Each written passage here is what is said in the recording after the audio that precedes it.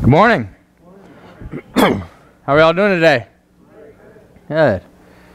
Seems like only a couple of weeks ago, I was up here talking about my mortal terror of sharks. And sure enough, I get here, and on that wall right there,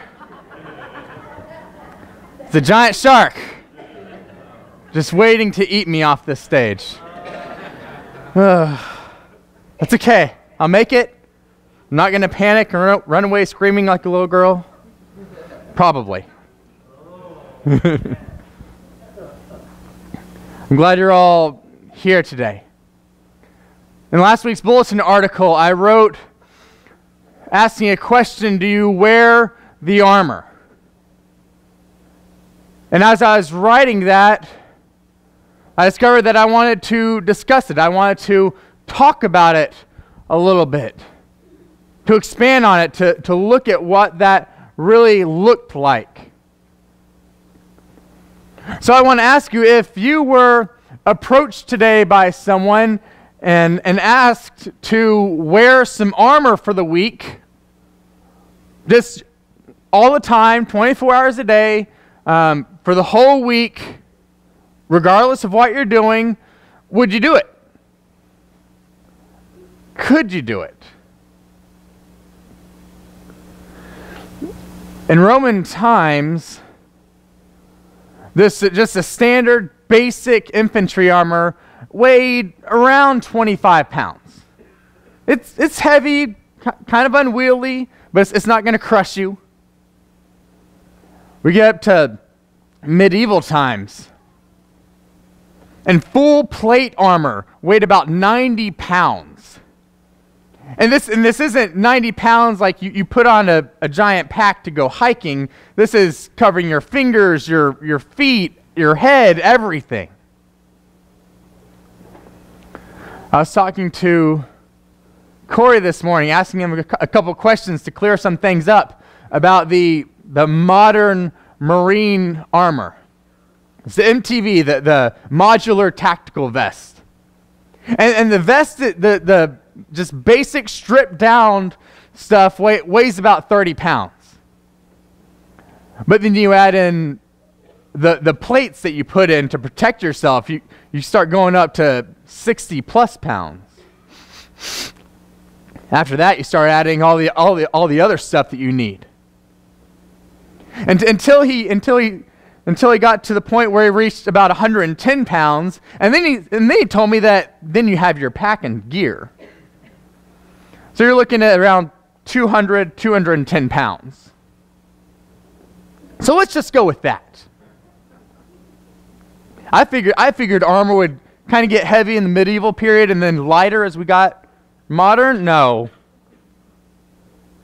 So if you're approached and asked to wear this 210 pounds of armor and gear and all this stuff, could you do it? I probably couldn't. I'd buckle under. But even if we stripped it down to a manageable weight,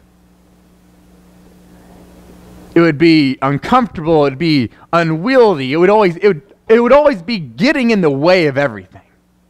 Keep running into stuff. You're thrown off balance because your weight is wrong. And the reason why it would be so difficult to just live your everyday life is because we don't do that every day. I don't go to Schnucks dressed in full armor. Thankfully. Although I'd probably be in better shape. But we don't practice our daily life wearing armor. And yet, despite our great desperate need of it, we have a very strong tendency to do the same in our spiritual life. To not live, to not practice living in the armor that has been provided.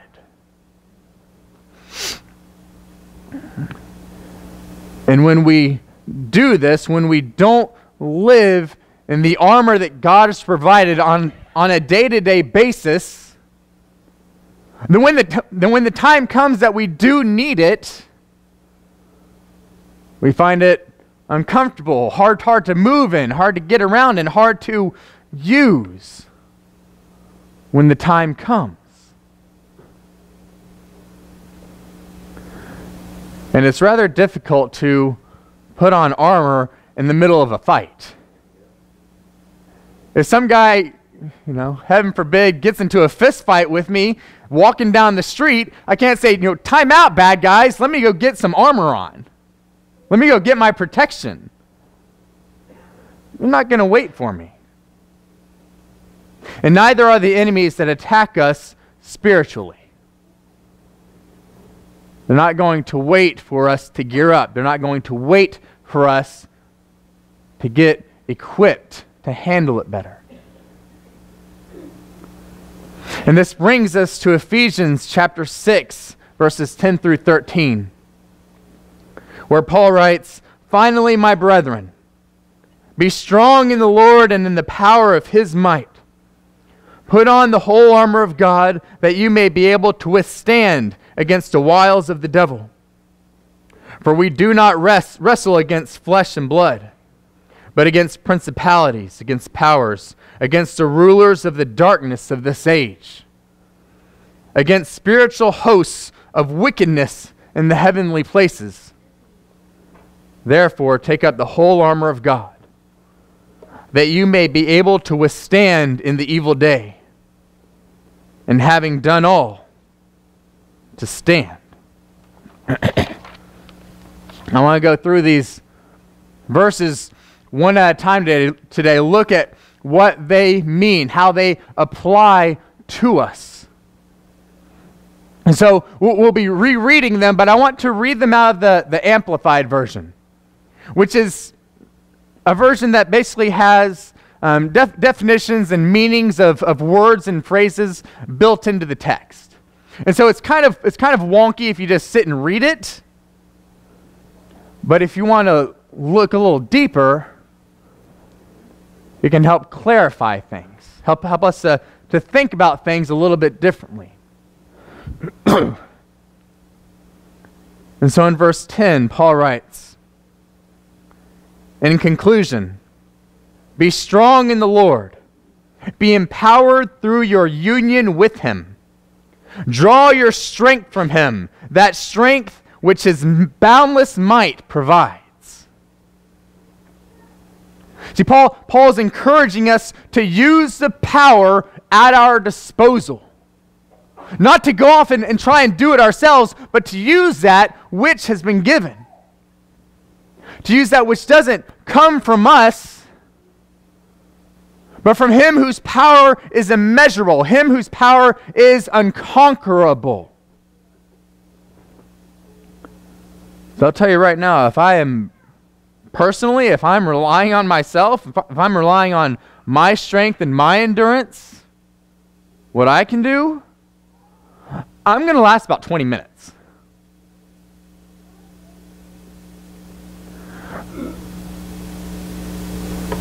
But if we rely on one, if we use the power that does not run out, if we turn to the one who can give us strength, who can provide, then we'll have the energy, we'll have the endurance to stand up under it. That's why he writes in verse 11, "Put on God's whole armor, the armor of a heavily armed soldier which God supplies, that you may be able successfully to stand up against all the strategies and deceits of the devil." He encourages us to use the power that God provides, but then he goes ahead and tells us how. Because without the how, we're not going to get very far. And the how is by putting on and using what he has provided. See, armor is useless. Weapons are useless if they're sitting there in the corner. I could have the greatest, most significant armor built in the history of the world, now and forever, that could withstand bullets and knives and tanks and bombs and everything else. But if I leave it sitting there, it's not going to do me any good.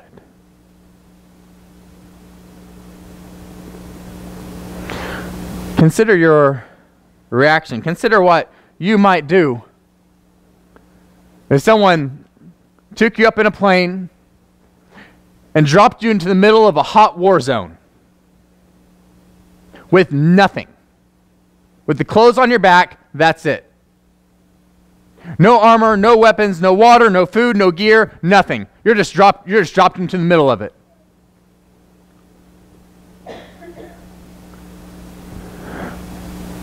If we don't use the armor, if we don't use the weapon, if we don't use the equipment that God has provided, that's what we're doing to ourselves. When I get up and go out to do my stuff without the armor, I'm walking into a war zone with nothing. If I haven't taken the time to put on the armor.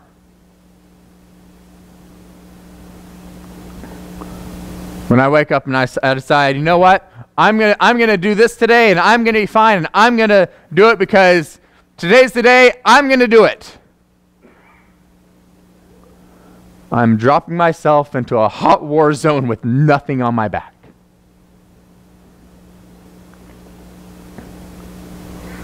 But if I take the time, if I take the effort to stop my day, even when the kids are screaming and things are going crazy and everyone's rushed and I forgot to make lunch this morning, I got to get it in the backpack, and oh, now I'm late for work, and we got to go. We still need to make sure that we stop. Even if it makes us later, if it makes us 5 or 10 minutes later, stop. And take the time to equip yourself for the war zone that you're entering. Because we live in a spiritual war zone.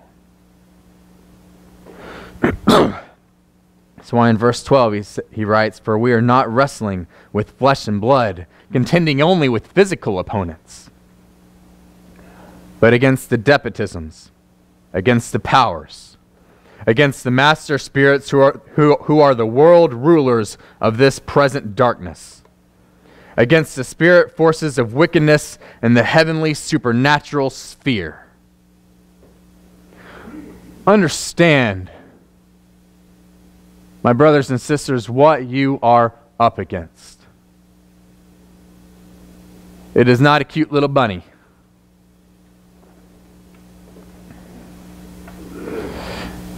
And you cannot win. You cannot survive without the equipment that God provides. You cannot make it without the power provided by the one who is immeasurable. Neither can I. See, we are totally and completely dependent on the power and equipment that God provides for us. And we ignore it at our own peril. I wake up and rush off into the day at my own peril. I don't take the time and energy and frustration to get comfortable in the armor and with the equipment at my own peril.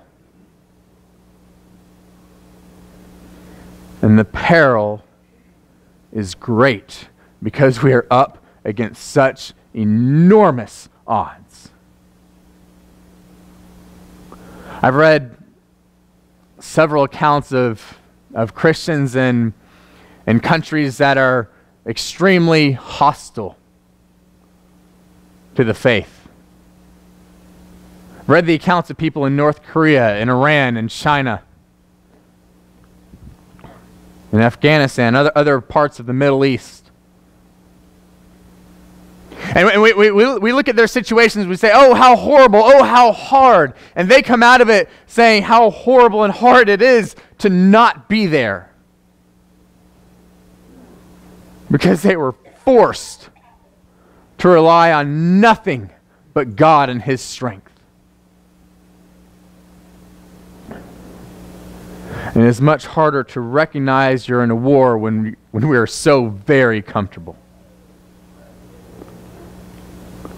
And it's so very difficult for me to recognize the spiritual war zone that I am in. When I can go home to a nice new house that I just bought, we are so excited. Really? When I can go to the grocery store, get any kind of food I want, when I can sleep in a nice warm bed and in a nice cool room next to a kind, loving wife. It's hard to see it. It's hard to see the spiritual reality when our physical reality is so far from it. But understand and realize that you are against enormous odds. That's why Paul writes in verse 13, therefore, put on God's complete armor, that you may be able to resist and stand your ground on the evil day of danger. And having done all the crisis demands, to stand firmly in your place. Having done all the crisis demands. We are a world in crisis. We live in one of the, if not the most wealthy country on the face of the planet that the world has ever known. And it is in crisis. It is in spiritual crisis, and we live in it. And we need to use the full gear that God provides. And God promises that He can make us stand. But accepting His help means accepting what He has given for help. And not letting it sit in the corner. This is how we stand firm. This is how we stand up against the attacks from the forces of darkness in this world, is by putting on the armor, picking up the sword, and using the equipment that God has given. Because if we do not, we risk the enemy attacking at a time when we are not prepared for it. We risk not being accustomed to using or wearing it, to being clumsy in it. And we risk not living the victorious life that God has promised us. We risk not living in the victory over sin that has been bought by the blood of the Lamb. And living confidently before God, knowing that we are His people and that we are His children. And that He has already won the victory. We're just fighting the battles in the middle. He's already won the war. But if we do choose to use it, if we do put on the armor, if we do wear the armor on a day-to-day, moment-to-moment basis, it'll be uncomfortable. You won't always like how it feels. It's going to get in the way. It's going to get in the way of some things at times. But as you wear it, as you use it, it will become an extension of who we are. instead of something clunky and unwieldy. It will become a part of us. And we will be prepared for the enemy, and much more able to fight back against it. Not calling for timeouts and breaks, but standing. And saying, that's all?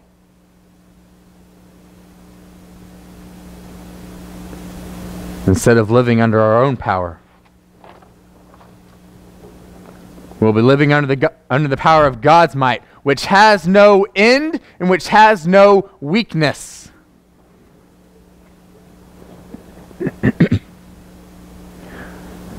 There are some who have not put it on, who have not put on this armor, who have not used this equipment. And it's waiting there for you to use today. But in order to take hold of it, you have to become part of the family. You have to become part of the army. By being baptized into Christ, having your sins washed away, being raised a new creature, and being made ready to fight. There are probably more here today who, though the armor is there, it's in your possession, it's been sitting in the corner. And it needs to be dusted and polished, and maybe it even needs to be rebuilt. But the good news is it can be rebuilt, it can be dusted off, it can be polished, it can be remade to full strength and more. Because we serve a God, we serve a commander whose power does not end. And so if you need his help, if you need to come to him, if you need encouragement, if you need prayers, if you need anything, won't you come and let that be known as we stand and as we sing.